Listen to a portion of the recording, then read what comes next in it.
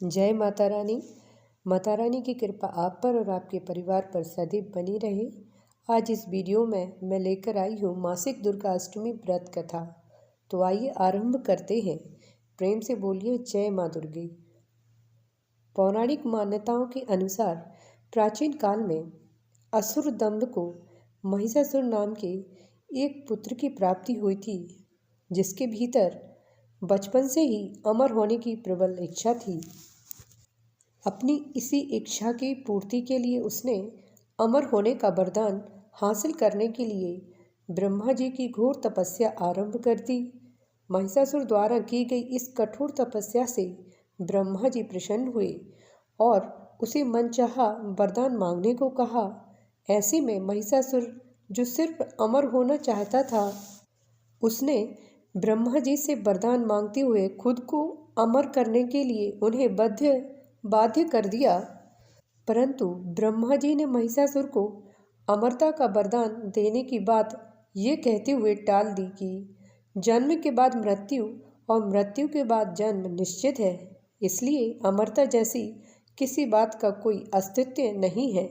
जिसके बाद ब्रह्मा जी की बात सुनकर महिषासुर ने उनसे एक अन्य वरदान मांगने की इच्छा जताई और कहा कि ठीक है स्वामी, यदि मृत्यु होना तय है तो मुझे ऐसा वरदान दे दीजिए कि मेरी मृत्यु किसी स्त्री के हाथ से ही हो।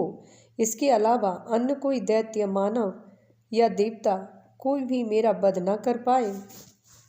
जिसके बाद ब्रह्मा जी ने महिषासुर को दूसरा वरदान दे दिया। ब्रह्मा जी द्वारा वरदान प्राप्त करते ही महिषासुर अहंकार से अंधा हो गया और इसके साथ ही बढ़ गया उसका अन्याय। मौत के भय से मुक्त होकर उसने अपनी सेना के साथ पृथ्वी लोक पर आक्रमण कर दिया। इससे धरती पर चारों तरफ से तबाही मच गई। उसके बल के आगे समस्त जीवों और प्राणियों को नतमस्तक होना ही पड़ा। जिसके बाद पृथ्वी और पाताल को अपने अधीन करने के बाद अहंकारी महिषासुर ने इंद्रलोक पर भी आक्रमण कर दिया, जिसमें उन्होंने इंद्रदेव को पराजित कर स्वर्ग पर भी कब्जा कर लिया। महिषासुर से परेशान होकर सभी देवी देवता त्रिदेवों अर्थात महादेव, ब्रह्मा और विष्णु के पास सहायता मांगने पहुँचे। इस पर विष्णु जी ने उनके अंत के लिए देवी शक्ति के निर्माण की सलाह दी। जिसके बाद सभी देवताओं ने मिलकर देवी शक्ति को सहायता के लिए पुकारा और इस प्रकार पुकार को सुनकर सभी देवताओं के शरीर में से निकले तेज ने एक अत्यंत खूबसूरत सुंदरी का निर्माण किया।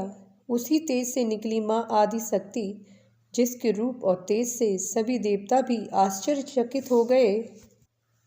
त्रिदेवों की मदद से निर्मित हुई देवी दुर्गा को हिमवान ने सवारी के लिए सह दिया और इसी प्रकार वहाँ मौजूद सभी देवताओं ने भी माँ को अपने एक एक अस्त्र शस्त्र सौंपे और इस तरह स्वर्ग में देवी दुर्गा को इस समस्या हेतु तैयार किया गया। माना जाता है कि देवी का अत्यंत सुंदर रूप देखकर महिषासुर उनके प्रति बहुत आकर्षित होने लगा और उसने अपने एक दूत के जरिए देवी माँ के पास विवाह का प्रस्ताव तक पहुँचाया।